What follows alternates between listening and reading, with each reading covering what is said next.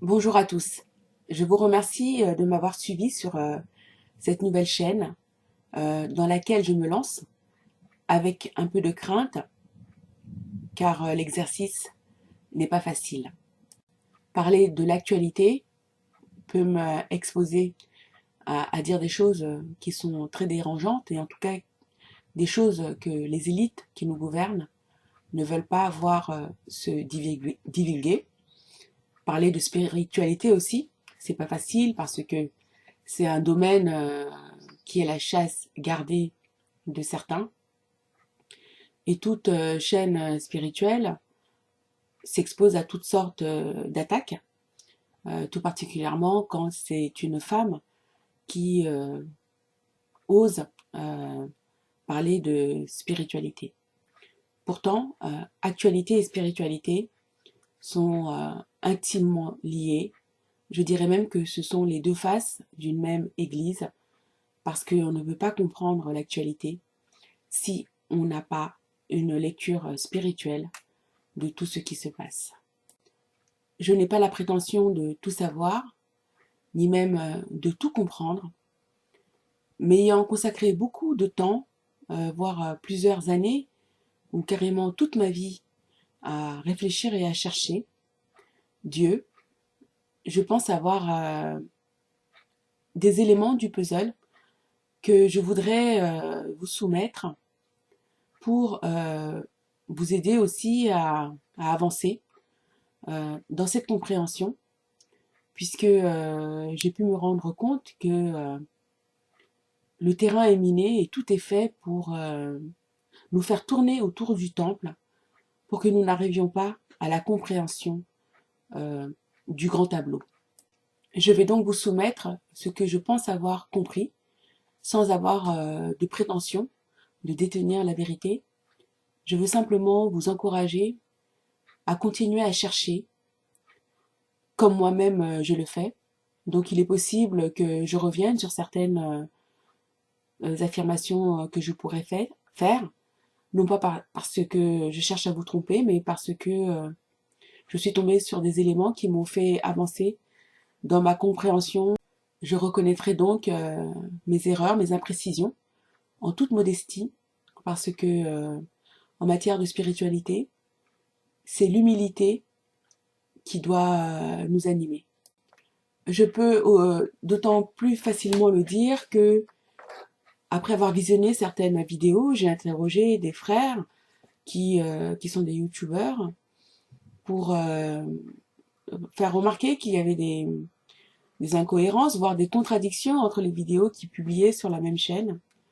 Et une réponse qui m'a été donnée m'a satisfaite et m'a fait comprendre que eux aussi euh, sont humbles et que l'importance du mensonge dans lequel nous vivons est telle que il faut s'armer de patience et donc de beaucoup d'humilité. Et à mon interpellation par laquelle je lui reprochais une contradiction entre deux vidéos qu'il avait mises en ligne sur sa même chaîne, il m'a dit, ma sœur, mange la chair et crache les os.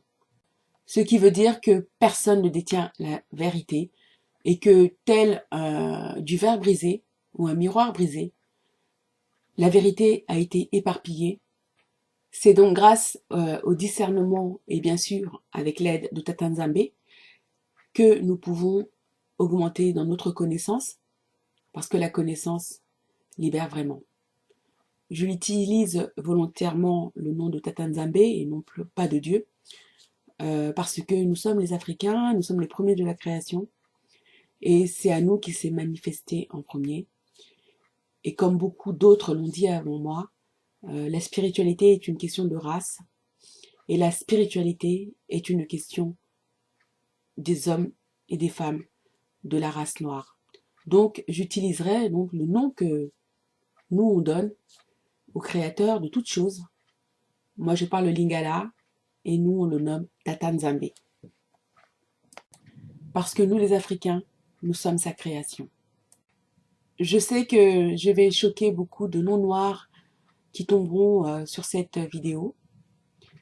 ils vont me taxer certainement de racisme.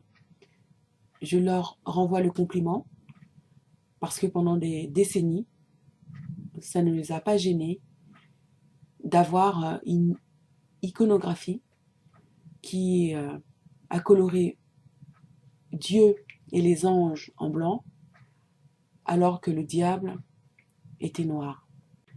Par ma chaîne, je veux juste rétablir ce que je pense être la vérité.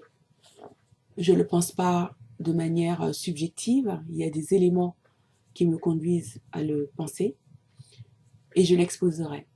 Donc si vous voulez continuer à regarder cette chaîne, hein, vous êtes libre de le faire parce que de toute façon, cette connaissance aussi vous sera très utile, probablement pour comprendre la réalité, le sens profond de tout ce qui se passe et peut-être amender vos comportements et reconnaître la vérité que Tata Nzambe, le créateur du ciel et de la terre, est noir et que le peuple qu'il a choisi est également noir.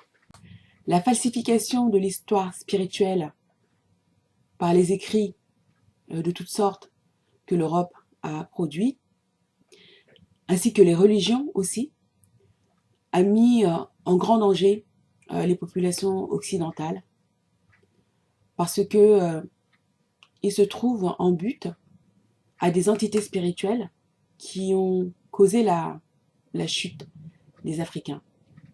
Donc ne pas connaître et de ne pas avoir cherché à connaître la vraie histoire de l'Afrique, des Africains et des Noirs vous a mis dans la situation qui est la vôtre aujourd'hui.